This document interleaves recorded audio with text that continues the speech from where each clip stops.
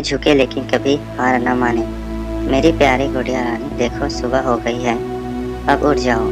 सुमन ने पूनम के बेडरूम में घुसते हुए बड़े ही प्यार से कहा।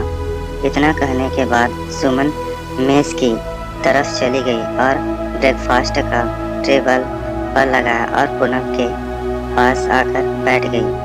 उस वक्त पूनम के चेहरे पर एक अजीब तरह की उदासी थी। उसने अपना चेहरा घुमा लिया और मन ही मन कहा, मुझे ये दिखावापन बिल्कुल भी पसंद नहीं है। पूनम के इस व्यवहार से सुमन का मूड खराब हो गया और उदास हो गई।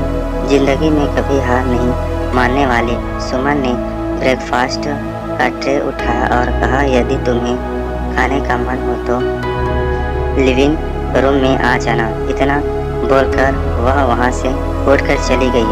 आश्चर्य की बात है कि इतना सुनने के बाद भी पूनम बिल्कुल शांत रही और एक शब्द भी कुछ नहीं बोली। लेकिन भूख की वजह से उसके पेट में चूहे दौड़ रहे थे, अंततः उसे झुकना पड़ा। पूनम बेड से उठी और अपने कमरे में चारों तरफ अपनी नज़र दौड़ाई। उसके आंखों में कभी भी काफ़ी दर्द था। बेड के पास पड़े व्हीलचेयर पर उसकी नज़र गई। व्हीलचेयर तरफ पहुंचना चाहती थी। शरीर में तमाम पीड़ाओं के बावजूद जैसे तैसे वह दौड़े से उठी और व्हीलचेयर पर चढ़ने की कोशिश करने लगी। उसने अपने पैर में बंधी स्टेप्स को जैसे तैसे मैनेज कर व्हीलचेयर पर बैठ गई और एक लंबी सांस लेते हुए सिविंग रूम की तरफ चली पड़ी। दरअसल करीब 10 महीने पहले एक सड़क हादसे में पूनम को अपने दोनों पैर गंवाने पड़े। इसके बाद से ही उसकी जिंदगी बेडरूम तक ही सीमित कर रही गई थी। महज 2 लोग की यह छोटी फैमिली थी। सुमन चाहती थी कि पूनम अपनी दिव्यांगत की जद से निकलकर एक सामान्य जिंदगी की ओर रुख करे। पूनम सामान्य जीवन लिए, इसके लिए सुमन भी पूरी तरह दृढ़ संकल्प थी। इसके बाद पूनम ने अपने व्हीलचेयर के व्हील को टेलीविज़न की तरफ घुमाया और उसका साउंड कम कर दिया। उसने बड़े ही हल्के आवाज़ में कहा, यहाँ खाने का क्या मतलब है जब मैं और आप ही हैं और हम दोनों पहले ही खा चुके हैं। इसी बीच पूनम का ध्यान टेलीविज़न स्क्रीन पर चला गया। उस समय टेलीविज़न पर एक डॉक्यूमेंट्री चल रही थी। रीढ़ की हड्डी टूट जाने का मतलब ये नहीं है कि पूरी ज़िंदगी बर्बाद हो गई है। डॉक्यूमेंट्री में व्हील चेयर पर बैठे उस आदमी ने कहा। डॉक्यूमेंट्री में उस इंसान को सुनने के अलावा पूनम कुछ नहीं कर सकती। डॉक्यूमेंट्री की कहानी भी उसकी तरह ऐसी इंसान की थी जिसने सड़क हादसे में अपने दोनों पैर गंवा दिए थे और बिल्कुल एकांत जीवन जीने को विवश था।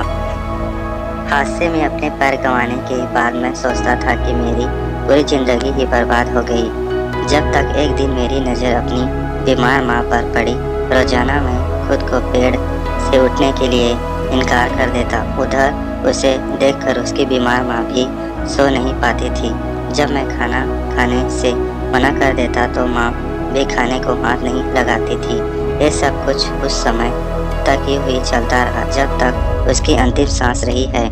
मैं अपनी माँ को बचा नहीं सका जो मैं कभी कर सकता था। इसके बाद मेरे व्यवहार में बदलाव आया।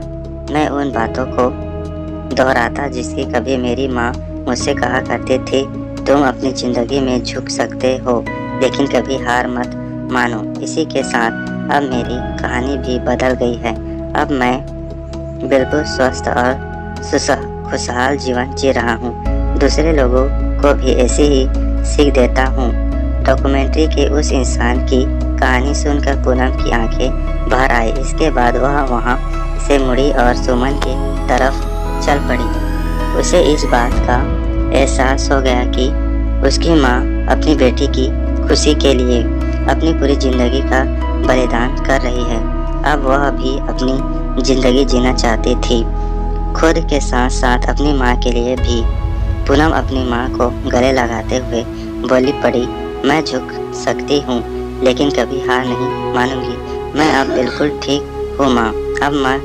अब हम दोनों ठीक से रहेंगे। Thank for watching.